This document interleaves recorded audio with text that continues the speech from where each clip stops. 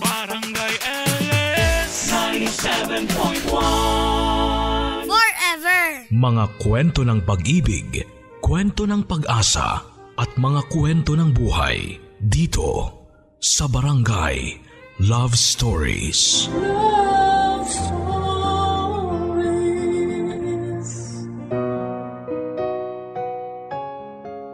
Ang panganay sa magkapatid ng palaging dapat na pinakamalakas dahil siya ang magiging tagasalon ng responsibilidad ng kanyang mga magulang. Ikaw, handa ka bang saluhin ang lahat ng sugat at pasa? Huwag lang masaktan ng inyong kapatid. Dear Papa Dudut, ang bawat pamilya ay palaging dumadaan sa matinding pagsubok upang patatagin ang kanilang samahan at pagmamahalan. Pero kasama rin ba sa pagsubok na yon ang pagkakaroon ng mga pasa at pag-aagaw buhay sa isang ospital? Kailangan ba talagang may mamatay o masaktan muna para masabi na matatag ka na bilang isang tao at miyembro ng pamilya? Papa Dudut, isang magandang araw po sa inyo at sa mga kabarangay nating nakikinig ngayon. Ako po si William, 23 years old, tiga-Tondo at kasalukuyang nag-aaral sa isang universidad na hindi ko nababanggitin pa ang pangalan. Hindi rin talaga ako palakinig ng radyo, Papa Dudut. Na-discover ko lamang po ang inyong programa na Barangay Love Stories nang dahil sa kapatid ko na talaga namang paborito kayo na DJ. Hanggang sa heto, naisipan ko na rin pong sumulat sa inyo upang magbahagi ng aking kwento na alam ko pong kapupulutan din ng aral ng mga nakikinig sa inyo. Pero nais ko lang din pong ipaalam na may ilang impormasyon ako na sadyang binago upang maprotektahan ang mga personal naming buhay. Mula po kami sa isang maliit at simpleng pamilya, Papa Dudut. Ang nanay ko ay nagtitinda ng lugaw, pansit at iba pang pagkain na nilalako niya sa lugar namin. At ang tatay ko naman ay isang foreman sa construction. Dalawa lamang po kami ni Nina na magkapatid at ako po ang panganay. Kahit simple lang ang buhay namin noon, ay hindi naman kami hinahayaan na magutom ng mga magulang namin at mapag-aral sa isang maayos na eskwelahan.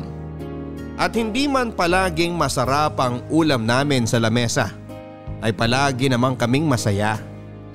Kaya lang, Papa Dudut, hindi rin pala panghabang buhay ang kasiyahan sa isang pamilya. Dahil ilang araw lang pagkatapos naming mag-celebrate ng aking 13th birthday ay kinuha na sa amin ang poong may kapalang nanay ko. Na-stroke po siya habang naglalako ng pagkain. Nadala pa po siya sa ospital ni tatay pero dahil hirap din kami sa pera ay hindi siya nagawang operahan kaagad na dahilan upang bawian siya ng buhay. At mula nga po noong mawala sa amin si nanay ay malaki ang nagbago sa bahay, lalo na sa tatay namin, Papa Dudut.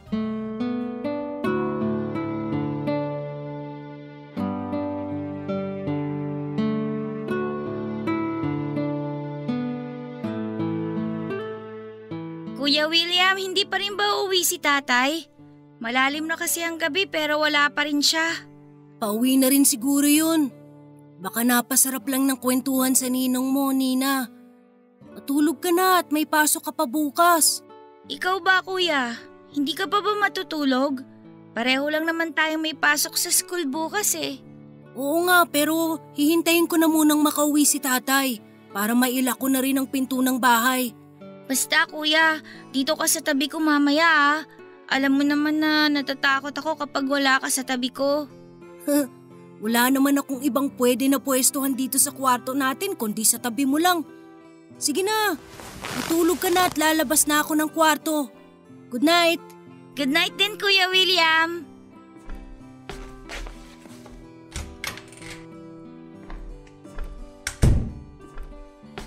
Nasaan na kaya si tatay? Sana pauwi na siya. Ay, ligpitin ko nga muna tong mga naiwang notebook ni Nina.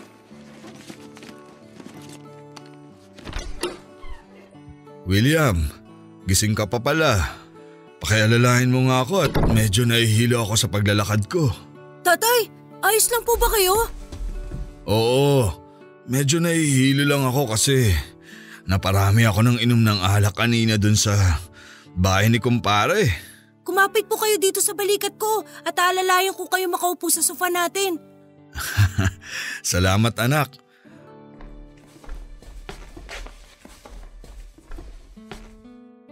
Dahan-dahan lang po sa pagupo at baka po mapabitaw kayo kaagad sa akin. Gusto niyo po bang ipaghain ko na rin kayo na makakain ninyo? Hindi na. Kumain na ako sa bahay ni kumpare. Tulog na ba ang kapatid mo? Opo, pero kani-kanina lang po. Mabuti naman kung ganon. Bakit pala gising ka pa? May pasok ka pa bukas ah. Hinihintay ko po kasi kayo makauwi. Hindi mo na dapat ginawa yun. Kaya ko namang asikasuhin ang sarili ko eh. Kaya ko kahit mahirap kasi nakasanayan ko nang nandyan palagi ang nanay niyo para sa akin. Para sa ating lahat. Tatay, lahat naman po tayo nahihirapan eh. Pero sigurado po ako na kung nakikita tayo ni nanay na nagkukulong sa lungkot dahil sa pagkawala niya, mahihirapan din siya kung nasan man siya ngayon.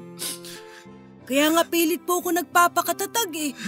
Para po sa kapatid ko at sa inyo, Tay. Sorry, William. Hindi ko lang kasi alam kung paano magsisimula ulit eh. Mag-aapat na buwan na ang nakalipas mula nang mawala ang nanay niyo pero parang kahapon lang nangyari ang lahat.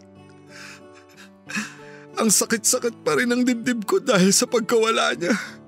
Alam ko po na mahirap talaga. Pero wala naman po tayong ibang pagpipilian kung hindi unti-unting tanggapin ang katotohanan na kahit kailan hindi na natin makakasama pa si nanay.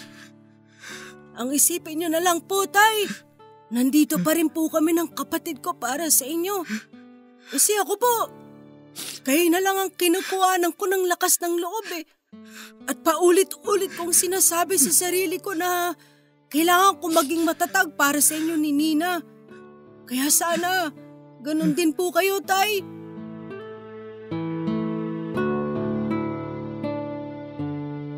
Papa Dudut, hindi naman kasi talaga madali ang mawalan ng minamahal lalo na kapag parte ng pamilya.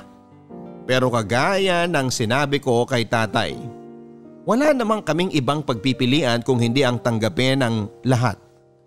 Kahit na ilang beses pa po kasing magpakalasing si tatay o ilang beses pa po kaming umiyak na magkapatid ay hindi na muli pang mabubuhay si nanay.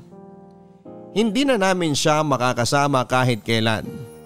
Wala nga po noong mailibing siya noon ay nangako ako sa sarili ko. Naiiwasan ko na ang umiyak. Ako kasi ang panganay at naniniwala ako na bukod kay tatay, ako ang kailangan na maging pinakamalakas at matatag sa aming lahat. Kaya hindi ko pwedeng ipakita sa kapatid ko na nalulungkot pa rin ako para hindi ko rin siya mahawahan ng lungkot ko. Umiiyak pa rin naman ako paminsan-minsan noong nawala na si nanay. Sobrang close din kasi kaming dalawa, Papa Dudut, pero sinisigurado ko na walang nakakakita o nakakarinig sa akin na umiiyak. Ayoko kasi talagang makita at maramdaman nila na mahina rin ako. Para sa akin na lang sila kumuha ng magiging lakas nila. Kahit papaano naman, Papa Dudut, ay nakitaan ko ng pagbabago ang tatay ko. Medyo hindi na siya nagpapakalasing at muli siyang bumalik sa maayos na pagtatrabaho. Kaya naman nakatulong din yon upang mabawasan ang lungkot na nararamdaman namin sa bahay. Kasi at least alam namin at ramdam naming magkapatid na nandyan pa rin si tatay para sa amin.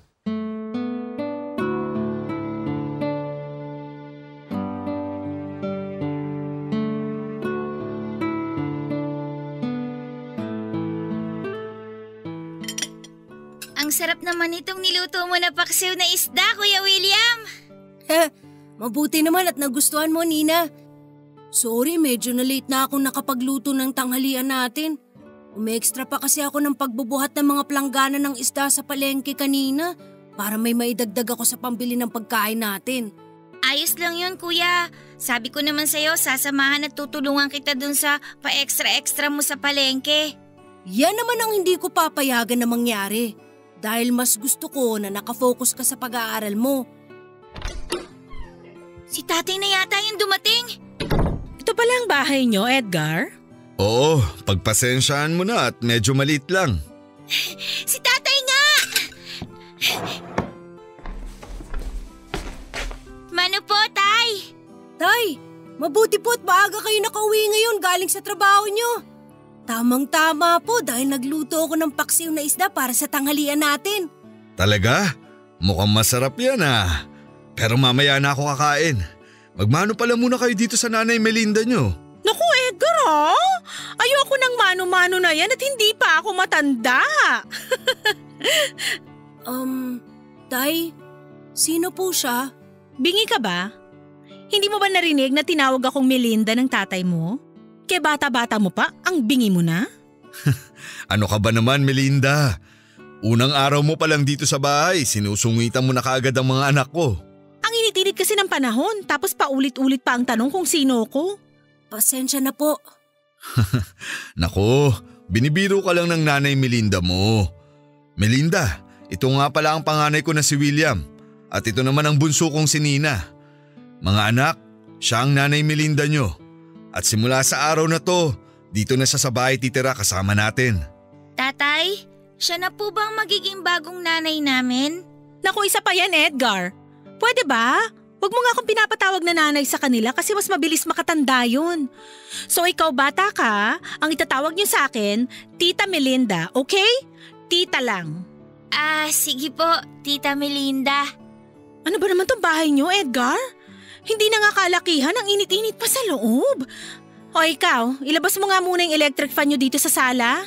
Wala po kaming electric fan dito eh. Pasensya na po. Ano? Wala kahit isa? Ano ka ba naman, Edgar? Alam mo, hindi talaga ako tatagal sa bahay na to. Hayaan mo na, Melinda. Bukas na bukas din ay bibili ako ng electric fan para sa'yo. Ibibili niyo rin po ba kami, tatay? Ang init-init na po kasi dun sa kwarto namin kahit sa gabi.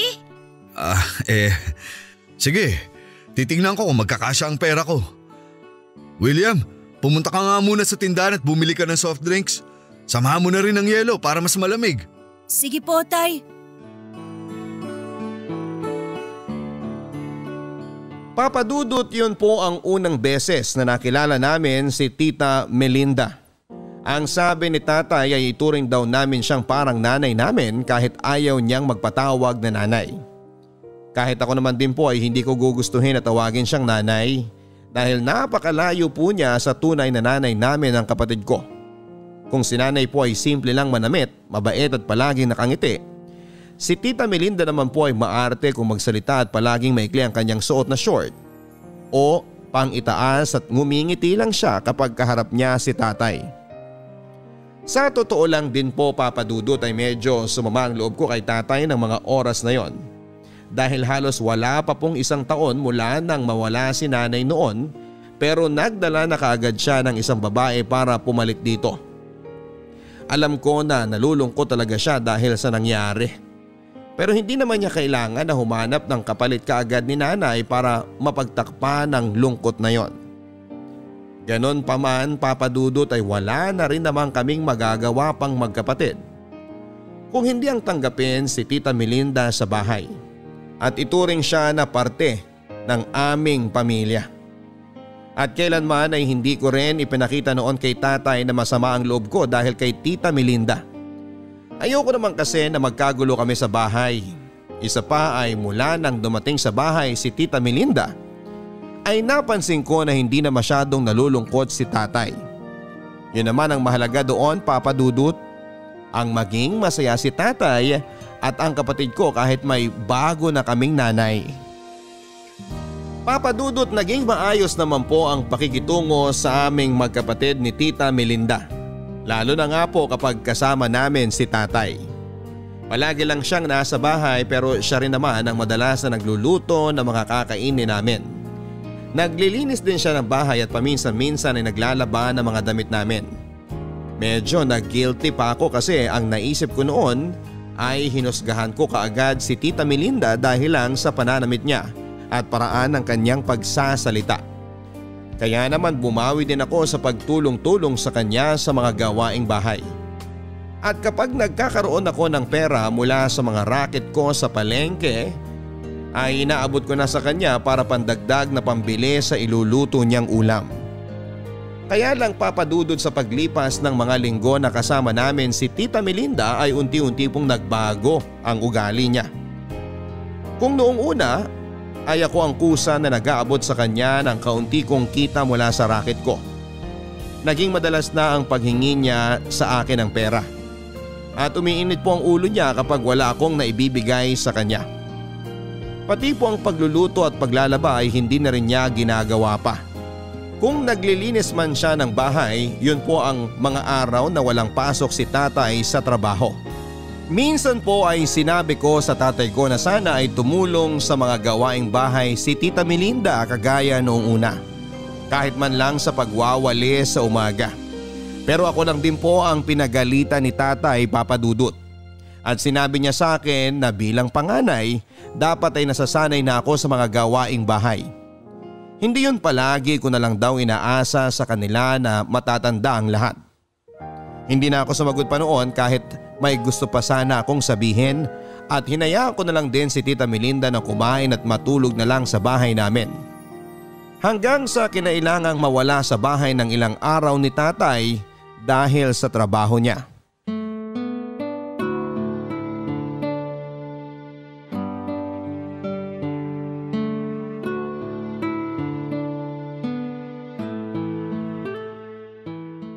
Huwag kang gagawa ng kalokohan doon ha. Siyempre hindi. Kilala mo naman ako at alam mo na ikaw lang ang babaeng mahal na mahal ko. Basta ikaw muna ang bahala dito sa mga anak ko ha. Oo, huwag kang mag-alala sa kanila. Alam mo naman kung gaano na kami ka-close ng mga batang to. Lalong-lalo na tong panganay mo. Di ba, William? Opo, huwag niyo po kaming alalahanin, Tay. At mag-iingat po kayo dun sa trabaho ninyo. Palagi kayong makikinig sa Tita Melinda nyo at huwag nyo siyang bibigyan ng sakit ng ulo. Ako na pong bahala sa kapatid ko, Tay. Alam na rin naman po niya ang dapat niyang gawin kapag walang pasok sa eskwelahan. O siya, aalis na ako at baka matraffic pa ako. Mag-iingat po kayo, Tay. Huwag niyo pong kalimutan ang pasalubong ko ha. Bye-bye! Ingat ka, Edgar. Bye! Sige, salamat. Bye!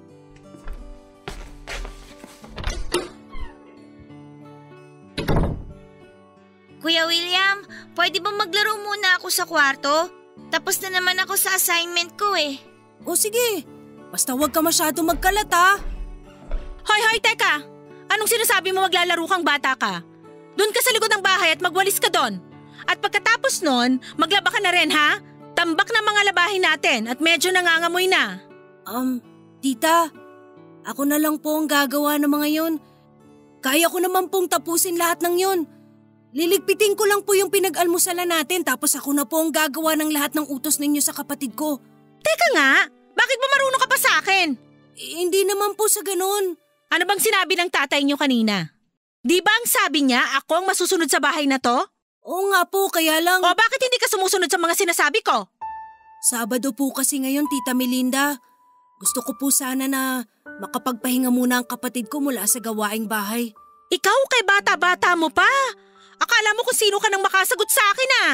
Tita, kaya ko naman po talagang gawin ang lahat ng pinapagawa ninyo. Hindi nga pwede dahil may iba kang gagawin. Ha? Ano po yun? May bibigay ako na address sa'yo. Puntahan mo mamaya pagkatapos mong iligpit ang mga kalat sa lababo. Pero ano po bang gagawin ko dun? Naghahanap kasi ang kaibigan ko ng pwedeng maglako ng mga paninda niya. Nirekomenda kita kaya magsisimula ka na mamaya. Tuwing Sabado at Linggo o sa mga araw na wala kang pasok sa school nyo, pupunta ka dun sa kaibigan ko para magtrabaho. Naintindihan mo? Pero paano naman po yung mga school project na kailangan kong gawin tuwing araw na walang pasok? Eh di gawin mo pagkatapos ng trabaho mo. Ito naman napakahina ng utak kahit kailan. O ikaw Nina, magwalis ka na dun sa likod para matapos mo rin kagad yung mga labahin mamaya. Papasok na ako ng kwarto ko at medyo inaantok pa ako. Walang mag-iingay ha?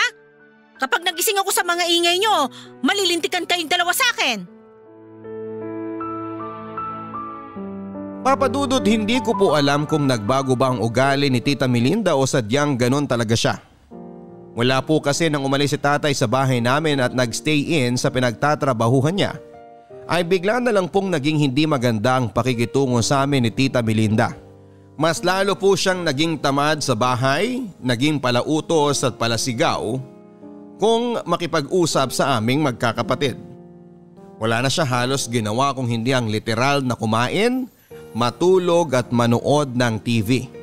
Dahil kahit mga sarili niyang damit ay kami rin ng kapatid ko ang naglalaba. At kagaya nga po ng sinasabi niya, ay pinasok niya ako ng trabaho sa isang tindahan ng kaibigan niya. Sa mga araw na wala akong pasok sa eskwelahan, buong araw ako naglalako ng mga siomay at gulaman. Pero ni Maria, sa pinagpagurang ko na trabaho noon ay hindi ko po nahawakan, Papa Dudut. Dahil kay Tita Melinda po diretsyo na ibinibigay ng boss ko ang kinikita ko.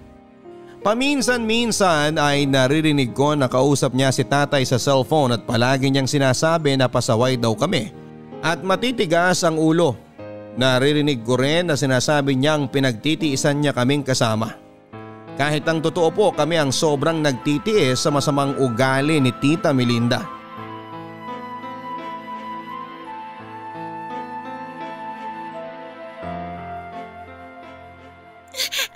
Aray ko! Tita Melinda, tama na po! Masakit na po! Masasaktan ka talagang bata ka kasi ang tanga-tanga mo! Masakit na po talaga! Sorry po talaga sa nagawa ko! Hindi ganyan na po pagpalo sa akin! Tumigil ka nga dyan sa kakasigaw mo kasi mas lalo ka lang masasaktan sa akin! Tita! Sa susunod kasi, Nina, huwag kang tatanga-tanga sa inuutos ko, ha? Nina, nakauwi ka na ba? May pasalubong. Tita Melinda, ano pong ginagawa niyo sa kapatid ko? Tita! Tama na po talaga! Masakit na po! Tumahimik ka diyang bata ka! Mas lalo ka lang sasamahin sa akin kasi nakakarindi ang boses mo! Tita Melinda, tama na po. Ang pula na po ng balat ng kapatid ko dahil sa kakasinturan niyo sa kanya.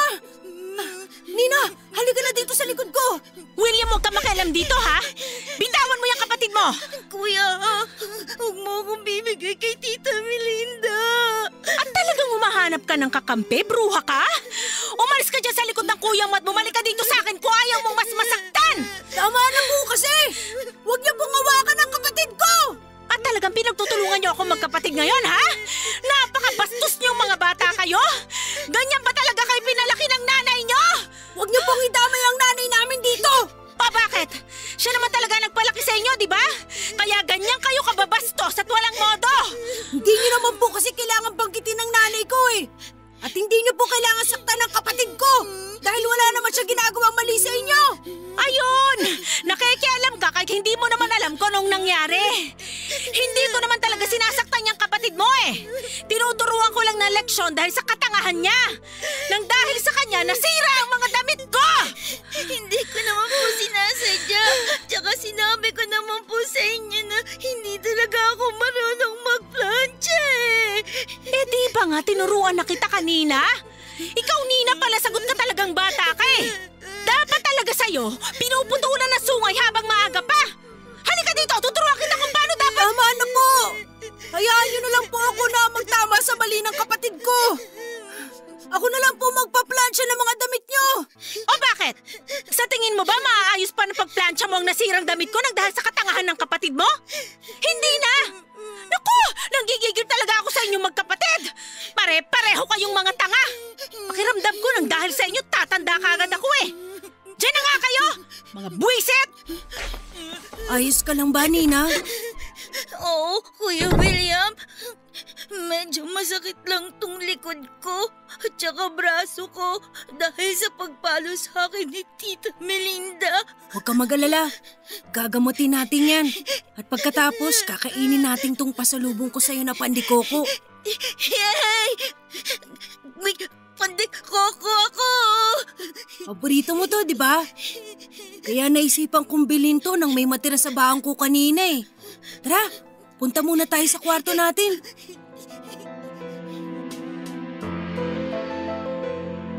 Papadudod siguro ay kaya ko pang tiisin yung pagiging tamad at palautos ni Tita Melinda sa bahay. Pati na rin yung pagpapatrabaho niya sa akin sa negosyo ng kaibigan niya. Kahit wala akong kinikita ni barya para sa sarili ko. Okay lang din sa akin kahit ako na ang magluto ng mga kakainin namin sa pang-araw-araw. Pati na ang maglaba at magplansya ng lahat ng mga damit niya. Pero ang hindi ko kakayanin sa lahat ay ang makita na sinasaktan niya ang kapatid ko. Malayo pa naman ang bahay namin mula sa kapitbahay kaya wala halos nakakarinig sa amin kapag sumisigaw kami dahil sa pananakit ni Tita Melinda. Naiyak na rin po talaga ako ng araw na yon, Papa Dudut, pero pinigilan ko lang ang sarili ko. Ipinakita ko sa kapatid ko na kaya ko siyang ipagtanggol mula kay Tita Melinda. Gusto kong maramdaman niya na hanggat kasama niya ako ay magiging safe siya. Kaya lang, Papa Dudut, habang tumatagal po ay mas nagiging mabigat ang mga kamay ni Tita Melinda sa aming magkapatid. Pati na rin ang mga salitang binibitawan niya. Palagi niya kaming minumura at sinasaktan physically. Palagi ko namang tinatanggap ang mga palo o hampas na ginagawa niya sa kapatid ko. Kaya lang ay hindi sa lahat ng oras ay magkasama kami sa bahay ni Nina. Kaya nagagawa niya pa rin saktan ang kapatid ko kapag wala ako doon. Papadudod, sa totoo lang ay gusto ko na pong lumaya sa bahay namin at isama ang kapatid ko. Sinabi po kasi ni Tita Melinda na na-extend sa trabaho si tatay at ilang araw pa bago siya makakauwi ng bahay noon. Habang tumatagal din po kasi ay mas pinapahirapan kami ni Tita Melinda. Mabuti sana kung ako lang ang sinasaktan niya o kaya ay palagi kong nababantayan at naipagtatanggol ang kapatid ko. Kaya lang ay hindi. Madalas kasi ay una siyang nakakauwi sa akin sa bahay mula sa eskwelahan. At kapag hindi ako kasama ng kapatid ko ay mas sinasaktan niya ito. Ang palagi niyang dahilan ay dinidisiplina niya lang ang kapatid ko kahit na wala naman itong ginagawang mali. Ilang beses ko pong pinag-isipan noon na maglayas na lamang kaming pareho. Pero wala naman po akong alam na pwede naming puntahan. Wala naman po kasi akong kilala na ibang kamag-anak namin na pwede naming tuluyan or hinga ng tulong. Alam ko po na may kapatid si Mama sa probinsya pero hindi ko naman po alam kung paano pumunta doon. Kaya ang naisip ko na lamang na paraan para makalaya na kami sa mabigat na mga kamay ni Tita Melinda ay ang makauwi si tatay at malaman niya ang lahat. Sigurado ako na kapag sinumbong namin sa kanya ang pagmamaltrato sa amin ni Tita Melinda ay kaagad niya itong paaalisin sa bahay namin.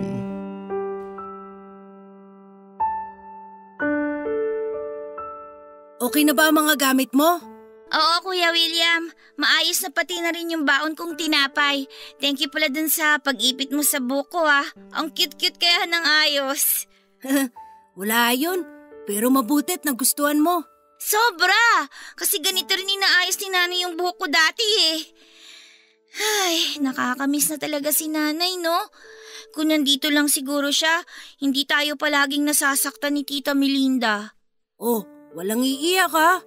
Anong sabi ko sa'yo dati? Na malulungkot si nanay kapag nakita niya tayong nalulungkot. Tama! Kaya dapat, kahit nahihirapan na tayo, dapat lagi lang tayong nakangiti.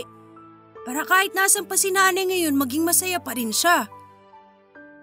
Ay, ang lungkot naman itong pinag-uusapan natin. Tara na nga at umalis na tayo ng bahay. At baka malate pa tayo sa mga klase natin. Kukunin ko muna yung pamasahe natin kay Tita Melinda. Sige kuya, sasama na rin ako. Oh, saan kayo pupunta? Papasok na po kami sa school, Tita Melinda. Hihingi na rin po sana ako ng pangpamasahe namin. Pamasahe? Ubus na nga yung perang iniwan ng tatay niyo sa akin eh, tapos hihingi pa kayo ng pamasahe ngayon?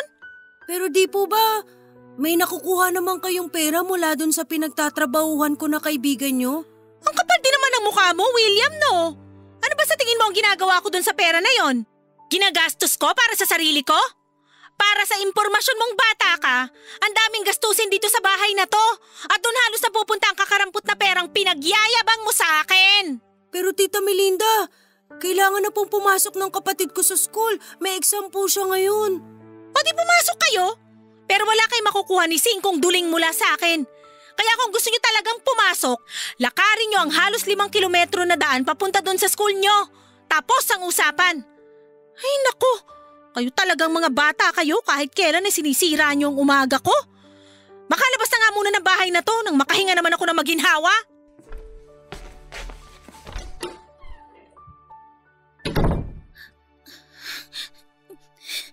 Kuya, gusto kong pumasok sa school. May test kasi kami ngayon eh. Kaya hindi ako pwedeng hindi papasok. Ay, pasensya na, Nina. Mukhang hindi talaga muna tayo makakapasok ngayon sa school. Naubos na rin kasi yung ipong ko na barya kaya wala talaga tayo magagamit na pera na pamasahe. Ibig sabihin ba, hihinto na rin tayo sa pag-aaral? Siyempre, papasok pa rin tayo. Hindi nga lang muna ngayon. Huwag ka mag-alala. Kasi nung narinig ko si Tita Melinda nakausap si tatay nung isang araw, sabi niya na sa susunod na linggo ay baka makauwi na rin si tatay. At kapag nandito na si tatay, sasabihin natin sa kanya lahat ng pananakit na ginagawa sa atin ni Tita Melinda. Sigurado ko na papaalisin ka agad siya ni tatay, kaya konting tiis na lang muna ha. Magiging masaya din ulit tayo kagaya ng dati.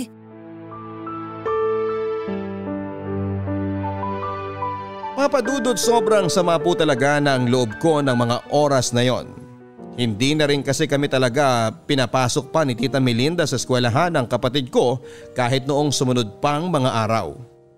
Palagi niyang sinasabi na wala na siyang pera, pero madalas naman siyang pumunta sa mga pasugalan na malapit sa bahay namin. Umaalis siya ng umaga at paggabi na kung umuwi ng bahay.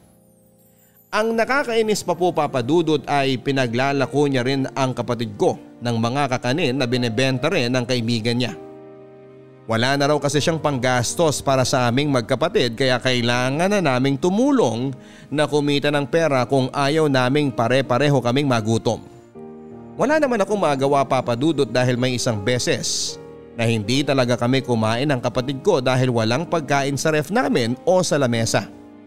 Ang sabi ni Tita Melinda kung ayaw daw naming maulit na hindi kumain ng hapunan ay matuto raw kaming makinig at sumunod sa kanya. Yun ang naging madalas na parusa niya sa amin, Papa Dudut. Kung hindi pananakit na pisikal ay gugutumin niya naman kami ng kapatid ko.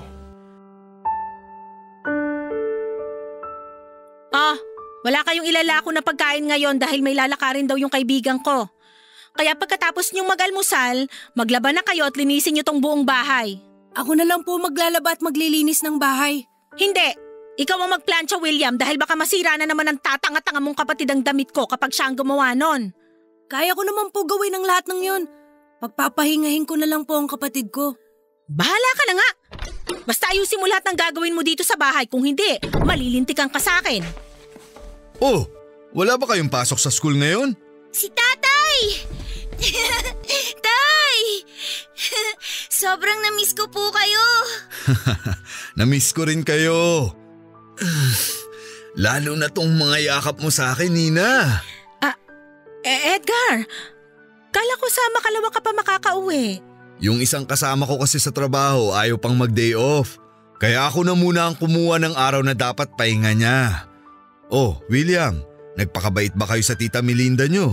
Opo, palagi po kaming sumusunod sa lahat ng inuutos niya. Kahit nga po yung pagpapahinto niya sa amin na pumasok sa school, sinunod namin eh. Ha? Anong ibig mo sabihin? Tay, hindi na po kami pinapapasok ni Tita Melinda sa school. Ayaw po kasi kaming bigyan ni Tita Melinda ng pamasahe papuntang school. Hoy William, huwag kang nag-iimbento ng kwento dyan ha? Totoo naman po eh. Ilang araw niyo na po kaming hindi pinapapasok ng kapatid ko. Tapos pinagtatrabaho niyo pa po kami. Napakasinungaling mong bata ka? Ako nga ang hirap na hirap sa pakikisama at pag-aalaga sa inyong dalawa. Tapos ako pa ang minamasama niyo? Teka nga, sandali lang. Melinda, ano ba talagang dahilan at hindi pumapasok ang mga bata sa eskwelahan ngayon? Lunes na Lunes ah. Paano yung mga anak mo? Nahuli ko naglalakwatsa nung isang beses na sinundan ko sila. Sa halip na nasa loob sila ng school nila, nasa isang kainan sila sa plaza at nakatambay. Magkasama pa silang dalawa. Hindi po totoo yan. O ano? Ako pa ang gagawin mong sinungaling ngayon? Hindi naman po kasi talaga totoo ang sinasabi niyo eh. Oo nga po. Ilang araw niyo na po kaming hindi pinapapasok sa school kasi ang sabi niyo wala na po kayong pera. Ayan! Kita mo na yung mga anak mo, Edgar! Kung makipag-usap sa akin, napakabastos! Sa ilang linggo na wala ka dito sa bahay, ganyan silang dalawa sa akin! Palagi nila akong binabastos at pinagtatasan ng boses!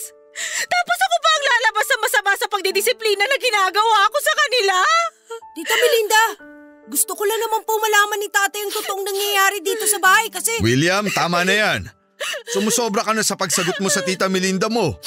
Hindi kita pinalaking bastos kaya ayusin mo yung pananalita mo. Pero tay, sinasabi ko lang naman po ang totoo. Sabi nang tumahimik ka na eh. Kung hindi, malilintikan ka sa akin. Edgar, wala naman akong problema kung ayaw sa akin ng mga anak mo. Pero sana naman wag nila akong binabastos ng ganyan. Gusto ko lang naman silang lumaki ng maayos eh, kaya medyo dinidisiplina ko sila. Minamasama pa pala nilang dalawa. Pasensya ka na, Melinda. Huwag kang mag-alala. Kakausapin ko sila mamaya at pagagalitan. Lalo na yung panganay ko na si William.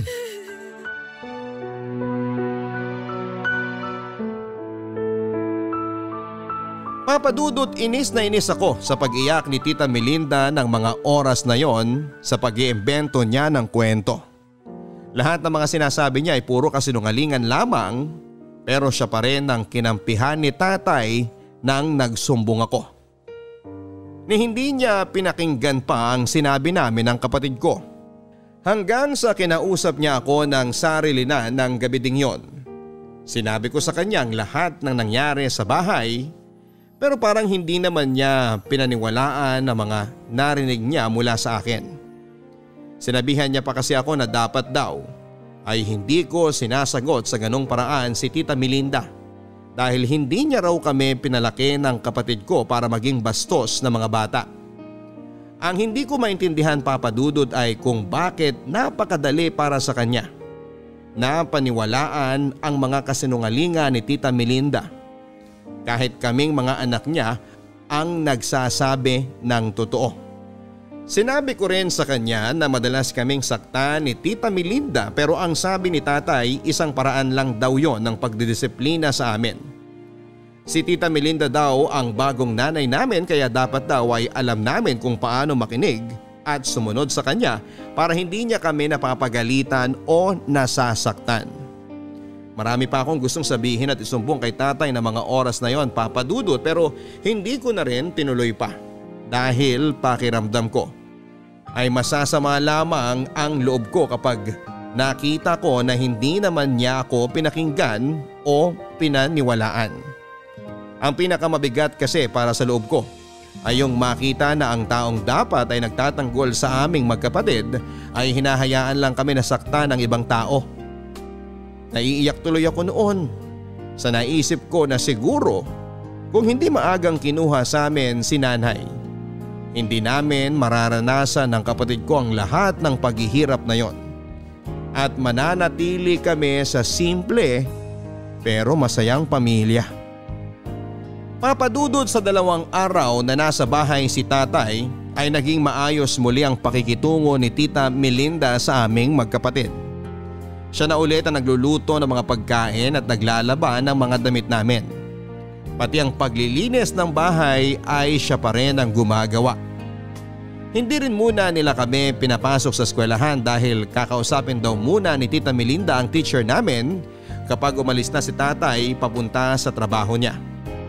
Naniwala po kasi talaga si tatay sa mga sinabi ni Tita Melinda na hindi kami pumapasok na magkapatid at nagbubulakbol daw kaming dalawa.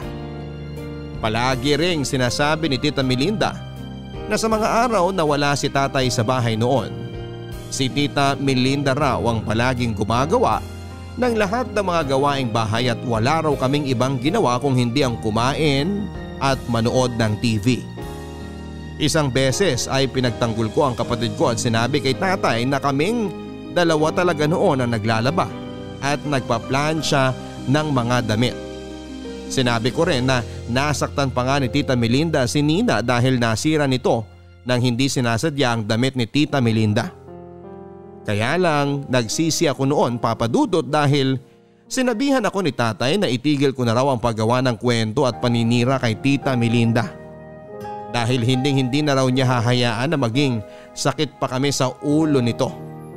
Matuto na lang daw kaming magkapatid na makisama kay Tita Melinda dahil siya na raw ang magiging nanay namin sa ayaw man o sa gusto raw namin.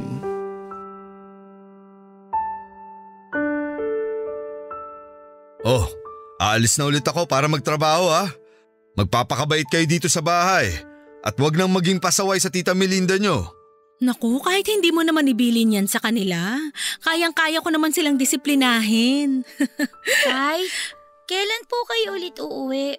Pagkatapos lang siguro ng 1 linggo, nandito na ulit ako sa bahay.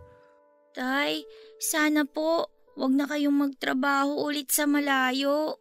Sige Nina, pagkatapos nito, hindi na ako kukuha ng kontrata na malayo dito sa lugar natin para hindi na ako nalalayo ng matagal sa inyo. Basta magpapakabait kayo dito ha? Opo, Tay. William, ikaw ang panganay, kaya ikaw ang dapat na unang dumisiplina sa kapatid mo. Hindi yung ikaw pa ang dinidisiplina ng Tita Melinda mo. Opo, ako na pong bahala sa kapatid ko. Huwag kang mag-alala, Edgar. Mahaba ang pasensya ko sa mga bata na yan. Kilala mo naman ako, di ba? Basta mahal mo, mahal ko na rin. Salamat ha. Lalo na sa pagpapasensya mo dito sa mga anak ko. Ano ka ba? Wala yun. Parang mga anak ko na rin naman ang mga batang to. Basta matapos ko lang talaga ang kontrata na to, babawi ako sa inyo ng mga anak ko. Nako, gawin mo na lang yan kapag nakabalik ka na. Sige na, umalis ka na at baka matagalan ka pa sa biyahe dahil sa traffic. O siya, sige. Bye Melinda. Bye mga anak. Ingat po kayo, Tay. Bye-bye po. Bye Edgar, ingat ka. I love you. I love you too.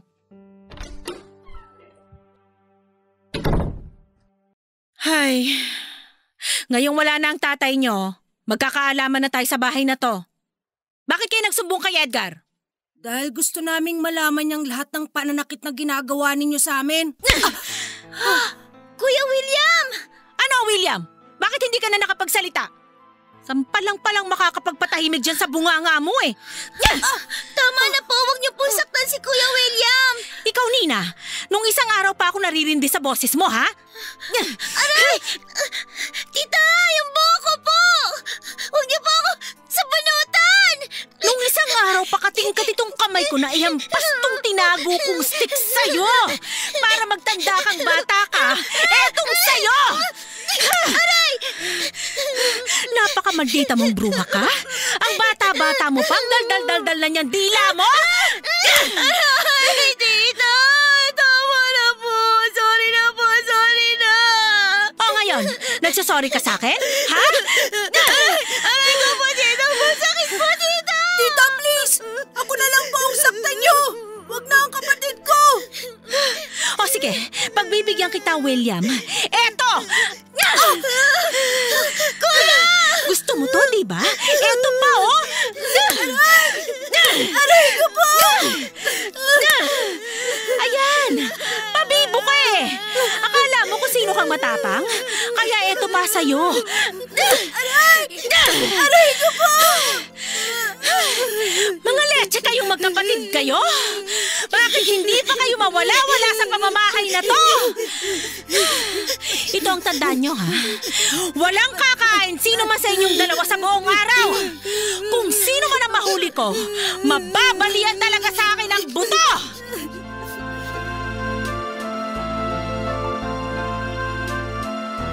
Papa Dudut, halos hindi po ako makatayo o makakilos dahil sa ilang beses na malakas na paghataw ni Tita Melinda sa akin ng stick na kawayan na hawak niya.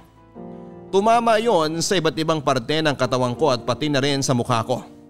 Huminto lang si Tita Melinda sa pananakit na ginagawa niya sa akin nang mapagod na siya. Inihagis niya ang stick na hawak niya sa kung saan at kumuha ng kadena at padlock. Nilak niya muna ang mga cabinet kung saan nakalagay ang pagkain na uwi ni tatay bago siya lumabas ng bahay. Narinig namin na pinulupot niya ang kadena sa pintuan at sinabi niyang walang makalalabas sa amin ng bahay dahil ipapadlock niya kami sa loob. Nang makaalis na nga si Tita Melinda ay sinubukan naming buksan ang pinto. Doon namin nalaman na sarado nga ito. Kaya wala na kaming ibang nagawa kung hindi ang magkayakap na lang na umiiyak.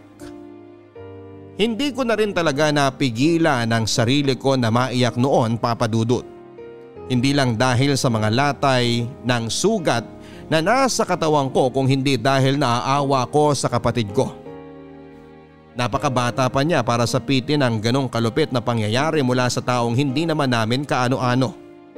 Kaya nga mas okay talaga para sa akin na ako na lang ang sumalo lahat ng sigaw, mura at pananakit na pisikal ni Tita Melinda kaysa sa nakababata kong kapatid. Mas gusto ko yung saluhin kasi ako ang panganay at mas matanda sa aming dalawa. At gusto kong tuparin ang pangako ko kay nanay na gagawin ko ang lahat para maprotektahan lang ang kapatid ko.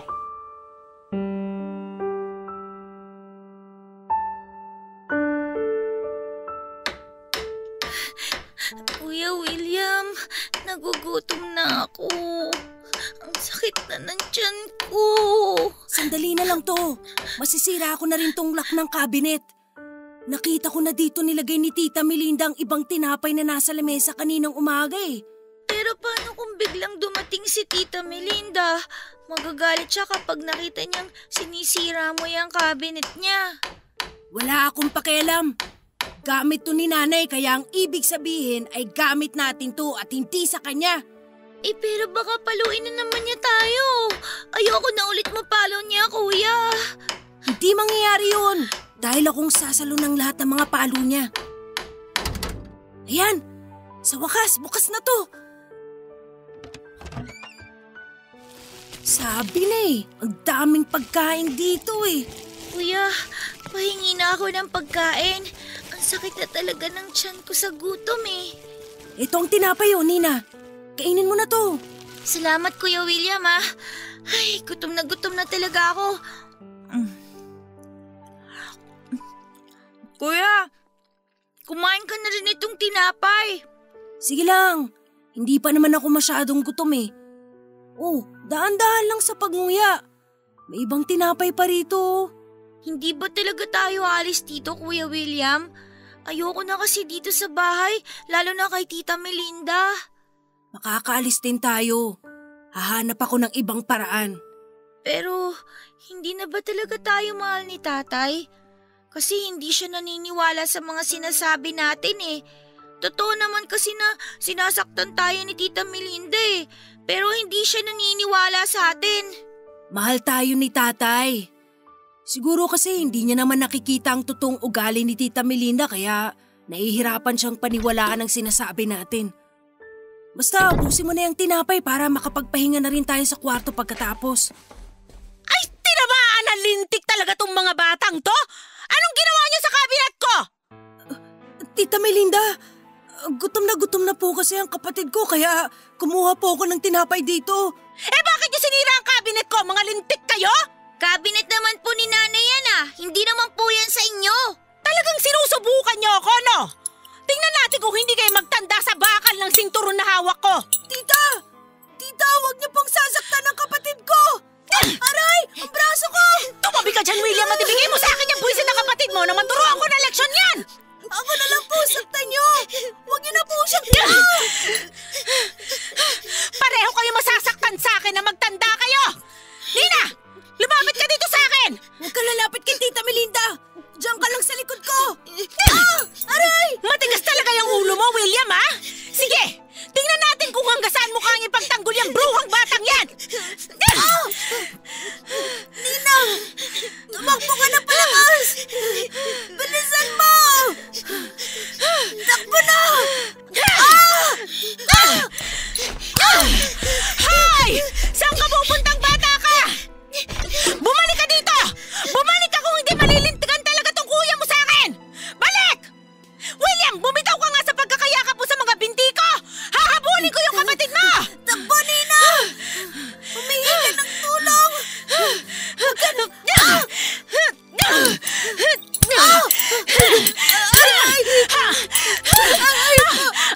bumitiw ha?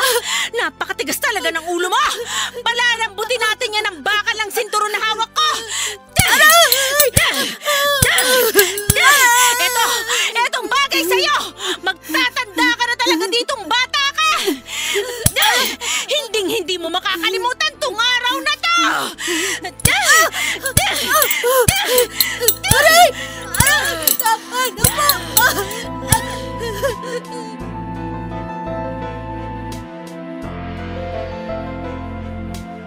Papa Dudut, hindi na po naging malinaw sa akin ang lahat mula nang makita kong nakatakbo palabas ng bahay namin ang nakababata kong kapatid. Nang subukan kasing habulin ni Tita Melinda si Nina ay niyakap ko siya sa mga binti niya upang pigilan siya. Kaya ako na lamang ang pinagbuntunan ng matinding galit niya na hindi ko alam kung saan ba nagmumula. Ilang ulit niya akong hinampas ng bakal na hawak niyang makapal na sinturon. Tumama yon sa iba't ibang parte ng katawan ko at nang malakas yung tumama sa ulo ko ay doon nagsimulang umikot at manlabo ang paningin ko. Narinig ko pa ang sigaw ni Tita Melinda noon pero hindi ko na halos maramdaman ang ginagawa niyang pananakit sa akin. Hanggang sa magising na nga lang ako, Papa Dudut, na nasa loob na ako ng isang maliit na kwarto. Sobrang sakit ng lahat ng parte ng katawan ko na halos hindi ko na maikilos pa. Ramdam ko rin ang pamamaga ng mga labi ko na hirap kong ibuka. Pati na ang isang mata ko. At nang tuluyan ko nang maimulat ang aking mga mata ay kaagad kong nakita ang kapatid ko at si tatay na umiiyak. Niyakap nila ako ng mahigpit habang si tatay ay paulit-ulit na humihingi ng tawad sa akin. Nalaman ko noon, Papa Dudut, na nagawang humingi ng tulong ni Nina sa kapitbahay namin. Kaagad silang tumawag ng mga barangay tanod upang pumunta sa bahay namin at naabutan nga raw ako nilang duguan at wala nang malay. Akala pa raw na mga bumuhat sa akin ay wala na akong buhay kaya nagmadali silang sinakay ako sa sasakyan at dinala sa ospital. Tinawagan din daw nila si tatay at kaagad itong umalis mula sa kanyang trabaho para puntahan kami. May 2 araw din daw na wala akong malay sa ospital, Papa Dudut. At sa 2 araw na yon ay nagtago po si Tita Melinda. Sobra naman ang pagsisisi ni tatay dahil sa nakita niyang kalagayan naming magkapatid, lalo na ako, Papa Dudut. Bugbog na bugbog po kasi ang buong katawan ko, pati na ang aking mukha. Mabuti na lang at wala raw akong naging internal bleeding o seryosong komplikasyon. Ang sabi ni tatay, dapat daw ay naniwala siya sa aming mga anak niya.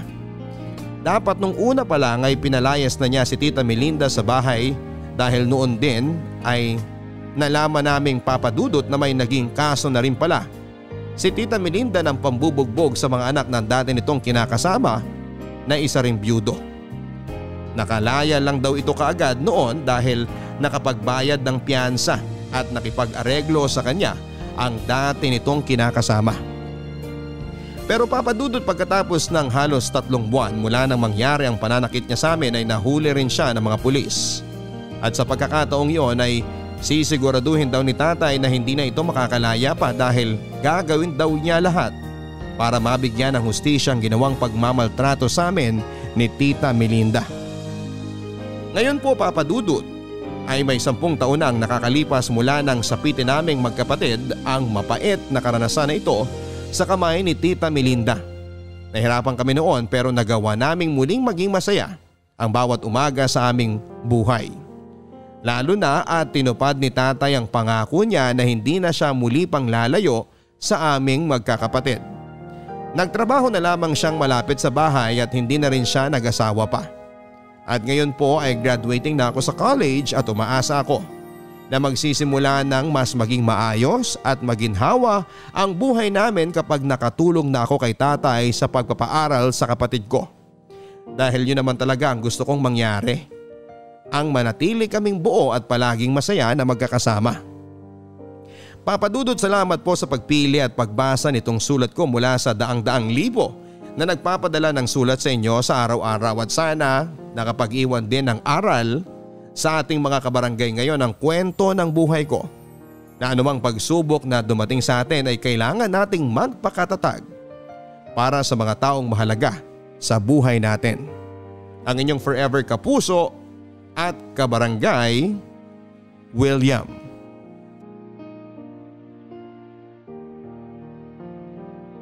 Mga kwento ng pag-ibig, kwento ng pag-asa at mga kwento ng buhay dito sa Barangay Love Stories. Love Stories.